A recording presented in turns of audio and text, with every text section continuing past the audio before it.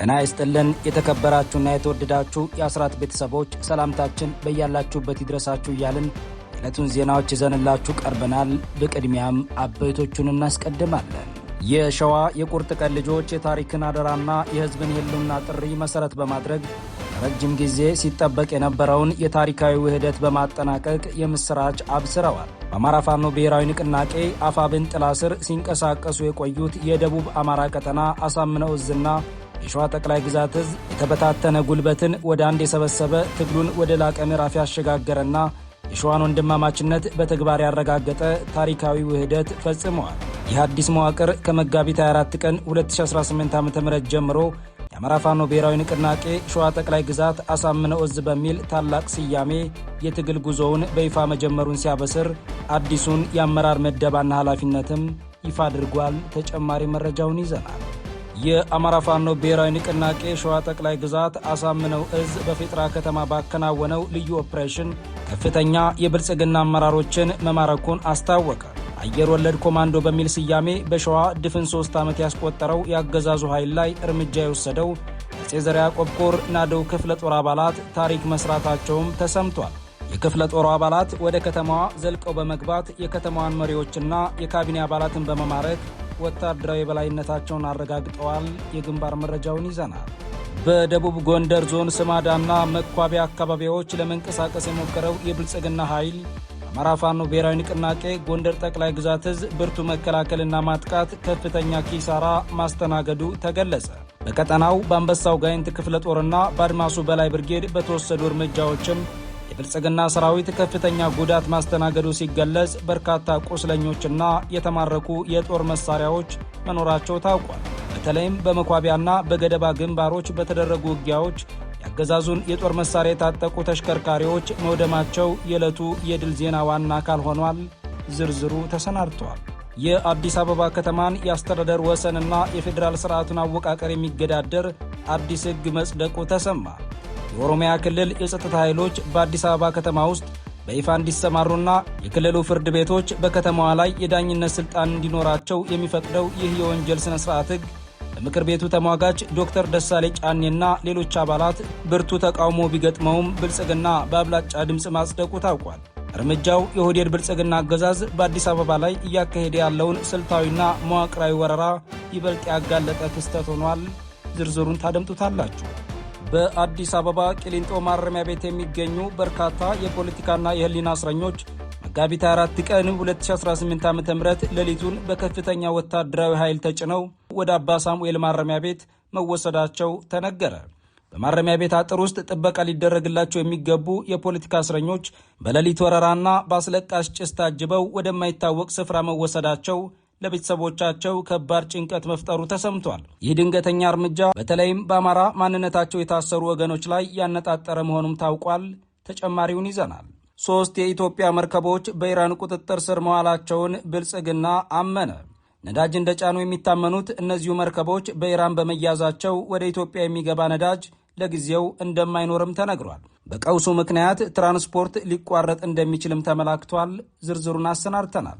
እነዚህንና ሌሎች መረጃዎችን ይዘናል። በድጋሚ አብራችሁን ቆዩ እያልን በቀጥታ ወደ ዝርዝር መረጃዎቹ እናመራለን።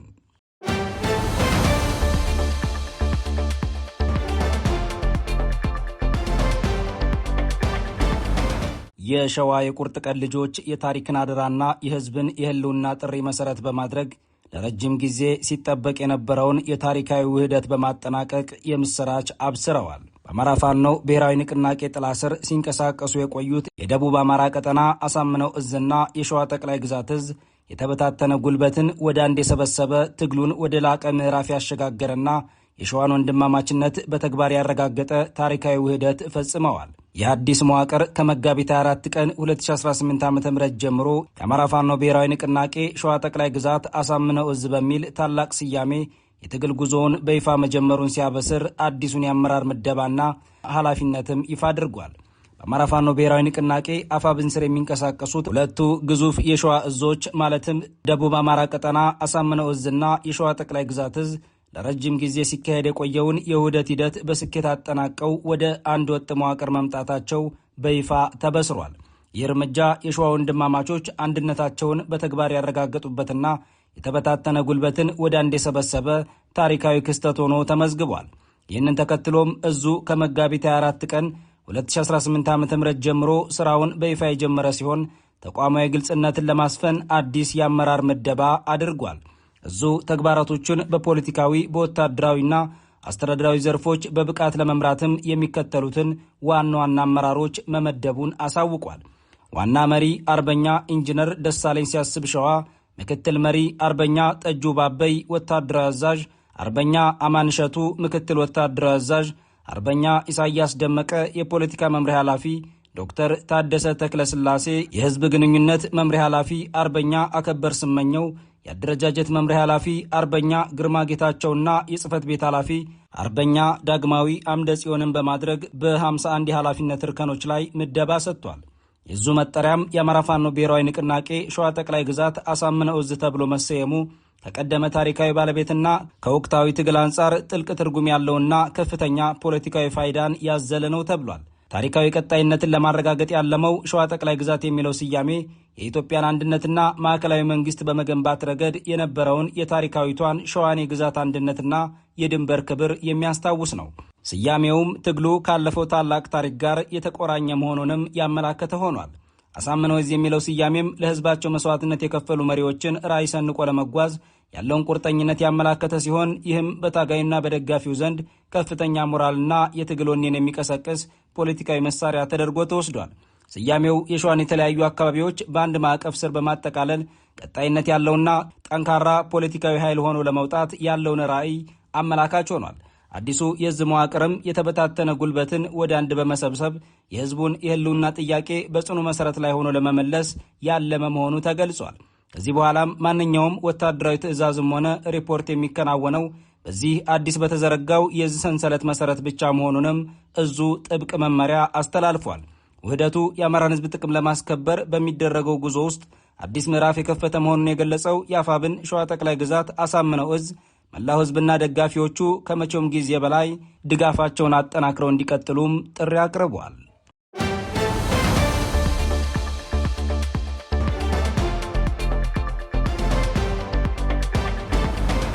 የአማራ ፋኖ ብሔራዊ ንቅናቄ ሸዋ ጠቅላይ ግዛት አሳምነው እዝ በፌጥራ ከተማ ባከናወነው ልዩ ኦፕሬሽን ከፍተኛ የመንግስት አመራሮችን መማረኩን አስታወቀ። አየር ወለድ ኮማንዶ በሚል ስያሜ በሸዋ ድፍን 3 ዓመት ያስቆጠረው የአገዛዙ ኃይል ላይ እርምጃ የወሰደው የአጼ ዘርዓ ያዕቆብ ኮር ናደው ክፍለ ጦር አባላት ታሪክ መስራታቸው ተሰምቷል። የክፍለ ጦሩ አባላት ወደ ከተማዋ ዘልቀው በመግባት የከተማዋን መሪዎችና የካቢኔ አባላትን በመማረክ ወታደራዊ በላይነታቸውንም አረጋግጠዋል። በአማራ ፋኖ ብሔራዊ ንቅናቄ ሸዋ ጠቅላይ ግዛት አሳምነው እዝ ስር የሚንቀሳቀሰው የአጼ ዘርዓ ያዕቆብ ኮር ናደው ክፍለ ጦር በፌጥራ ከተማ ባከናወነው ልዩ ኦፕሬሽን ከፍተኛ አመራሮችን መማረኩን የህዝብ ግንኙነት መምሪያው ለአስራት ባደረሰው መረጃ አስታውቋል።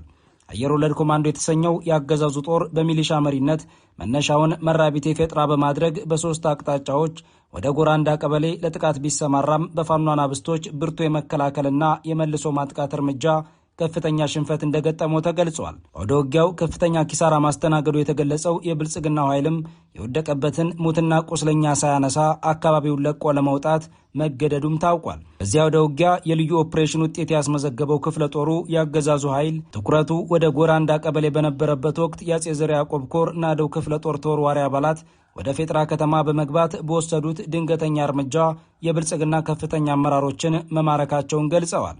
በኦፕሬሽኑ አቶ ወንድራድ ዝቅ አድርግ የተባሉ የፌጥራ መሪ ማዘጋጃ ቤት ኃላፊና አቶ ተኮላ ክብረት የተባለ የፌጥራ መሪ ማዘጋጃ ቤት ምክትል ኃላፊን በቁጥጥር ስር መዋሉን አሳውቋል። ከእነዚህ አመራሮች በተጨማሪ የአገዛዙን የደህንነት መዋቅር ሲያገለግሉ የነበሩ የካቢኔ አባላትና የሚሊሻ አባላት ተማርከው ከከተማ መውጣታቸውን የዙ የግንባር መረጃ አመላክቷል። በግንባር አውደ ውጊያና በከተማ ኦፕሬሽን አከርካሪውን የተመታው የብልጽግናው አገዛዝ ሰራዊትም የደረሰበትን ሽንፈት ተከትሎ ከባድ መሳሪያዎችን በዘፈቀደ እየወረወረ እንደሚገኝ የህዝብ ግንኙነት መምሪያው በግንባር መረጃው ጨምሮ ገልጿል።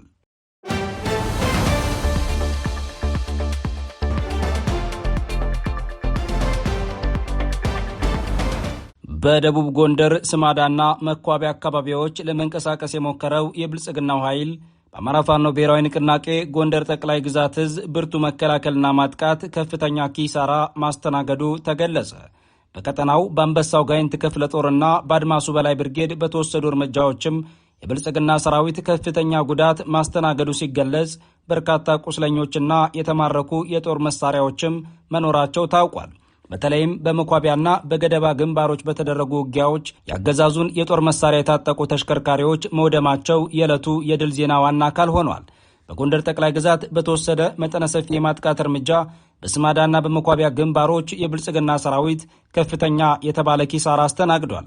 በዙ 206ኛ ከፍ ያለው ደስ የኮር በአንበሳው ጋይንት ክፍለ ጦር ስር የሚገኙ የሻለቃ አባላት በከፈቱት የማጥቃት እርምጃም የብልጽግና ኃይል ላይ ከፍተኛ የሰው ኃይልና የቁስ ኪሳራ መድረሱ ታውቋል። መኳቢያ ግንባር በተመዘገበ ድልም ከጋይንት ንፋስ መውጫ ተነስቶ ወደ ስማዳ አቅጣጫ ለመንቀሳቀስ ሙከራ አድርጎ የነበረው የብልጽግና ኃይል ገና ከጅምሩ በከባድ መሳሪያዎች አካባቢውን ለማሸበር ቢሞክርም በክፍለ ጦሩ ብርቱ የማጥቃት እርምጃ ተመቷል ተብሏል። ከኩለ ቀን ጀምሮ ኢዜና እስከተጠናከረበት ጊዜ ድረስ በመኳቢያ ወደ ውጊያ በተደረገው ፍልሚያም ከ15 በላይ ያገዛዙ ኃይል ሲገደል ከ25 በላይ የሚሆኑት ደግሞ ከቀላል እስከ ከባድ የመቁሰል ጉዳት ደርሶባቸዋል ሲል የ206ኛ ኮር ቃል አቀባይ ክፍል ለአስራት ገልጿል። በዚህ ግንባር በተደረገው ኦፕሬሽን አንድ የጠላት ፓትሮል ተሽከርካሪ ሙሉ በሙሉ ከጥቅም ውጭ የተደረገ ሲሆን አንድ ዲሽቃ ፈሙዝ፣ 4 አስቃጥላ የዲሽቃ ተተኳሽና ከ1000 በላይ የክላሽንኮቭ ጥይቶች ተማርከዋል ብለዋል። በተመሳሳይ የግንባር መረጃ በትናንትናው ዕለት መጋቢት 24 2018 ዓ.ም ከምሽቱ 12 ሰዓት ጀምሮ እስከ 2 ሰዓት ድረስ በቀጠለ ውጊያ ከስማዳ መገንጠያ ወደ ወለላ ባህር ሲንቀሳቀስ በነበረ የአገዛዙ ኃይል ላይ በአድማሱ በላይ ብርጌድ በተወሰደ የደፈጣ እርምጃ ልዩ ስሙ ገደባ የተባለ ቦታ ላይ ከፍተኛ ድል ተመዝግቧል። በዚህ ድንገተኛ ጥቃት በአገዛዙ የሰው ኃይል ላይ ከፍተኛ ጉዳት የደረሰ ሲሆን አንድ የጠላት ዲሽቃና ፓትሮል ተሽከርካሪ መውደማቸው ተረጋግጧል። የአማራ ፋኖ ብሔራዊ ንቅናቄ ጎንደር ጠቅላይ ግዛት እዝ 206ኛ ከፍ ያለው ደሴ ኮር ቃል አቀባይ ክፍል በግንባር መረጃው ለአስራት እንደገለጸውም የክፍለ ጦሩ አባላት አካባቢያቸውን ከጠላት እንቅስቃሴ ለመከላከልና የሕዝባቸውን ደህንነት ለማስጠበቅ በከፍተኛ ዝግጅት ላይ እንደሚገኙም ጨምሮ ገልጿል።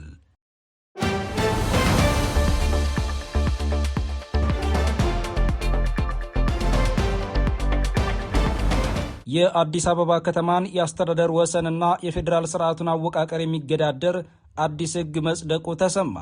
የኦሮሚያ ክልል የጸጥታ ኃይሎች በአዲስ አበባ ከተማ ውስጥ በይፋ እንዲሰማሩና የክልሉ ፍርድ ቤቶች በከተማዋ ላይ የዳኝነት ስልጣን እንዲኖራቸው የሚፈቅደው ይህ የወንጀል ስነ ስርዓት ሕግ በምክር ቤቱ ተሟጋች ዶክተር ደሳሌ ጫኔና ሌሎች አባላት ብርቱ ተቃውሞ ቢገጥመውም ብልጽግና በአብላጫ ድምፅ ማጽደቁ ታውቋል። እርምጃው የኦህዴድ ብልጽግና አገዛዝ በአዲስ አበባ ላይ እያካሄደ ያለውን ስልታዊና መዋቅራዊ ወረራ ይበልጥ ያጋለጠ ክስተት ሆኗል። ዝርዝሩ እንደሚከተለው ይቀርባል።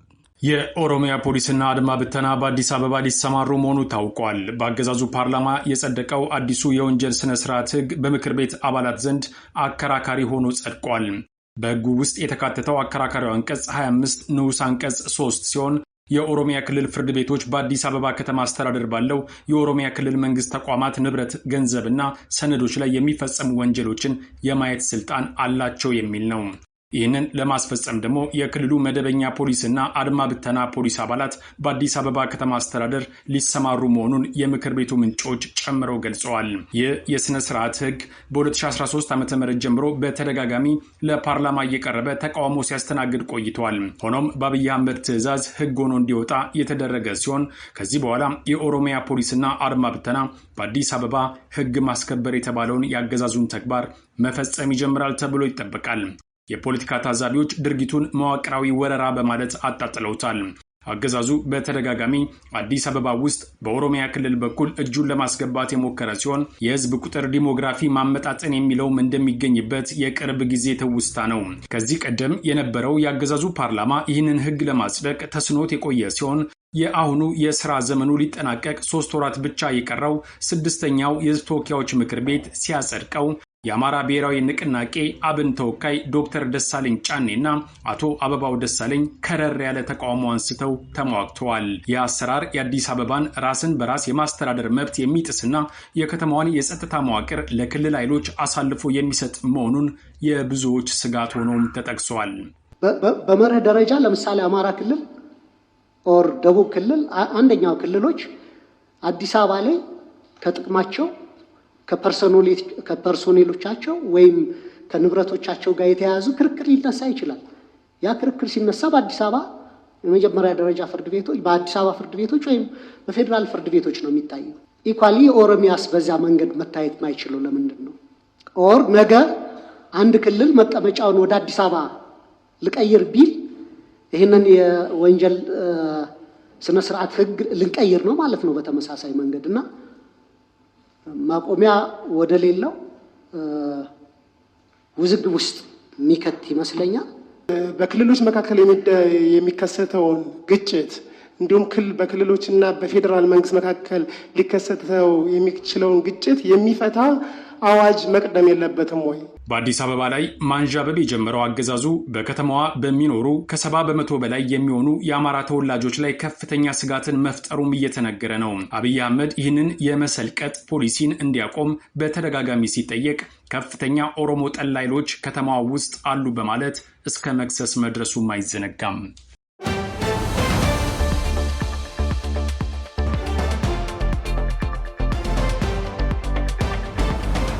በአዲስ አበባ ቂሊንጦ ማረሚያ ቤት የሚገኙ በርካታ የፖለቲካና የሕሊና እስረኞች መጋቢት 24 ቀን 2018 ዓ.ም ሌሊቱን በከፍተኛ ወታደራዊ ኃይል ተጭነው ወደ አባ ሳሙኤል ማረሚያ ቤት መወሰዳቸው ተነገረ። በማረሚያ ቤት አጥር ውስጥ ጥበቃ ሊደረግላቸው የሚገቡ የፖለቲካ እስረኞች በሌሊት ወረራና በአስለቃሽ ጭስ ታጅበው ወደማይታወቅ ስፍራ መወሰዳቸው ለቤተሰቦቻቸው ከባድ ጭንቀት መፍጠሩ ተሰምቷል። ይህ ድንገተኛ እርምጃም በተለይም በአማራ ማንነታቸው የታሰሩ ወገኖች ላይ ያነጣጠረ መሆኑም ታውቋል። በቂሊንጦ ማረሚያ ቤት የሚገኙ የፖለቲካና የሕሊና እስረኞች ያለምንም ቅድመ ማስጠንቀቂያና በቂ ምክንያት በከፍተኛ ወታደራዊ ኃይል ታጅበው ወደ አባ ሳሙኤል ማረሚያ ቤት በመወሰዳቸው በእስረኞች ላይ የሚፈጸመውን ስልታዊ ግፍ የሚያሳይና በቤተሰቦች ላይ ከፍተኛ ስነ ልቦናዊ ስቃይ ያደረሰ መሆኑ ተገልጿል።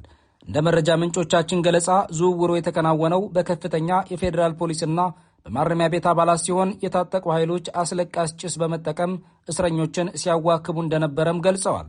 እርምጃው በአማራ ማንነታቸው ምክንያት የሽብር ወንጀል ተከሳሽ ተደርገው በግፍ የታሰሩ የፖለቲካ እስረኞች ላይ ያነጣጠረ መሆኑንም ለማወቅ ተችሏል። ወደ አባ ሳሙኤል ከተጫኑት እስረኞች መካከልም ቢልሸት ይርጋ፣ መሰረት ወርቁ፣ አንዱ ዓለም ሉሌ፣ ምስክር ደምስ፣ ወርቁ ገብሬ፣ ስንታየው ንጋቱ፣ ሁሴን ሰይድ፣ ወንደሰን አሰፋ፣ ሀብታሙ አንዳርጌ፣ አሳምነው ታደሰ፣ አሮን ትርፌ፣ ልዑልም አዩ፣ ቴድሮስ ተሾመ፣ ፍታለው አድማሱ፣ ቢንያም ተረፈ፣ እንዳለ ገዜ፣ በረከት ወርቁና አንደበት ተሻገር ይገኙበታል ተብሏል። ይህንን ተከትሎ ለጥያቄ ወደ ቂሊንጦ ያቀኑ ወላጆችና ቤተሰቦች አድራሻውን እስኪያገኙት ድረስ ስለ ልጆቻቸው መረጃ በመከልከላቸው ለከፍተኛ እንግልት መዳረጋቸው ታውቋል። ማረሚያ ቤቱ እስረኞቹን የወሰደበትን ምክንያትም ሆነ አድራሻቸውን በወቅቱ ባለመግለጹ ልጆቻችን የት ደረሱ በሚል ቤተሰቦች በከፍተኛ ጭንቀትና ስሜት ውስጥ ሆነው መቆየታቸውም ተገልጿል። ዝውውሩ የሌሎች ብሔር ተወላጆችንም ያካተተ ቢሆንም ከ80 በመቶ በላይ የሚሆኑት የአማራ ተወላጆች በመሆናቸው እርምጃው ማንነትን መሰረት ያደረገ የተለመደ ጥቃት ነው ተብሏል። አትግደሉን ሀገር ይኑረን በማለታቸው ብቻ ከ300 በላይ የአማራ ልጆች ያለ ፍትህ በፌዴራል ማረሚያ ቤቶች ታጉረው እንደሚገኙ የገለጸው መረጃው አገዛዙ በምክክርና በምርጫ ስም ስልጣኑን ለማራዘም በሚያደርገው ጥረት የፖለቲካ እስረኞች ሰለባ እየሆኑ መምጣቱንም አመላክቷል። በዚህ ሁሉ ግፍና የአገዛዙ ጭቆና ውስጥ የሚገኙት የሕሊና እስረኞች መብታቸው እንዲከበርና በእነሱም ሆነ በቤተሰቦቻቸው ላይ የሚፈጸመውን እንግልት እንዲቆም የሀገር ውስጥና ዓለም አቀፍ የሰብአዊ መብት ተሟጋቾች፣ ጋዜጠኞችና ተጽዕኖ ፈጣሪዎች ድምፃቸውን እንዲያሰሙ በጥብቅ ተጠይቀዋል።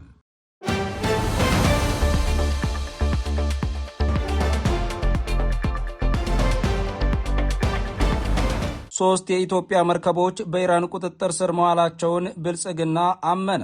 ነዳጅ እንደጫኑ የሚታመኑት እነዚሁ መርከቦች በኢራን በመያዛቸው ወደ ኢትዮጵያ የሚገባ ነዳጅ ለጊዜው እንደማይኖርም ተነግሯል። በቀውሱ ምክንያት ትራንስፖርት ሊቋረጥ እንደሚችልም ተመላክቷል።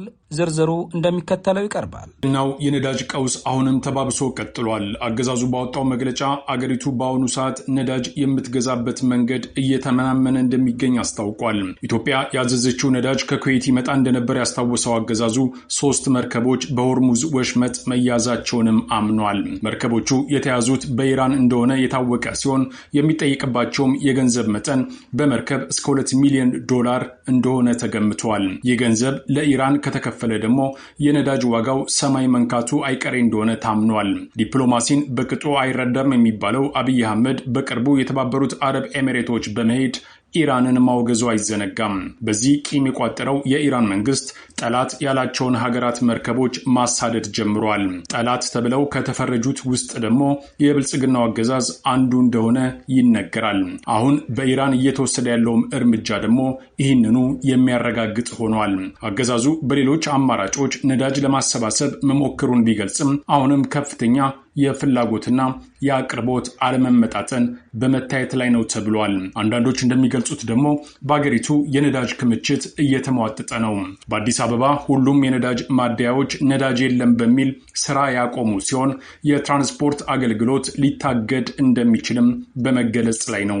በእርግጥ ከዚህ ቀውስ በፊት የብልጽግናው አገዛዝ ቀድሞውንም በነዳጅ እጥረት ሲታመስ የቆየ ሲሆን አሁን ደግሞ ችግሩ ወደማይቀለበስበት ደረጃ መድረሱ ታውቋል። ከዛው ካገዛዙ የተገኙ መረጃዎች እንደሚጠቁሙት ሩሲያ በዚህ ፈታኝ ወቅት ለአብይ አህመድ ነዳጅ እንድታቀርብ ጥያቄ ቀርቦላታል። አፈጻጸሙ አስቸጋሪና ጊዜ የሚወስድ በመሆኑ ቀውሱ እየባሰበት እንደሚሄድ የምጣኔ ሀብት ምሁራን በመግለጽ ላይ ናቸው። በርካታ ጎረቤት ሀገራት አሁንም የተረጋጋ የነዳጅ ስርዓት ላይ መሆናቸው የታወቀ ሲሆን ለዚህ ምክንያት ተብሎ የቀረበው ደግሞ የሚከተሉት የውጭ ፖሊሲ ገለልተኛ በመሆኑ ጭምር ነው ተብሏል። አብይ አህመድ ለኢራን በመርከብ $2 ሚሊዮን እየከፈለ ነዳጁን ያስለቅቃል ወይንስ ወዳጅ የተባለችው የተባበሩት አረብ ኤሚሬቶች ትደርስለታለች የሚለውን ለማየት ጥቂት ጊዜ መጠበቅ ያስፈልጋል። ይህም ሆኖ የተባበሩት አረብ ኤሚሬቶች በኢራን የሚሳኤል ናዳ እያስተናገደች በመሆኑ ለሌላው ትደርሳለች ተብሎ አይጠበቅም የሚሉ አስተያየቶችም ተሰምተዋል።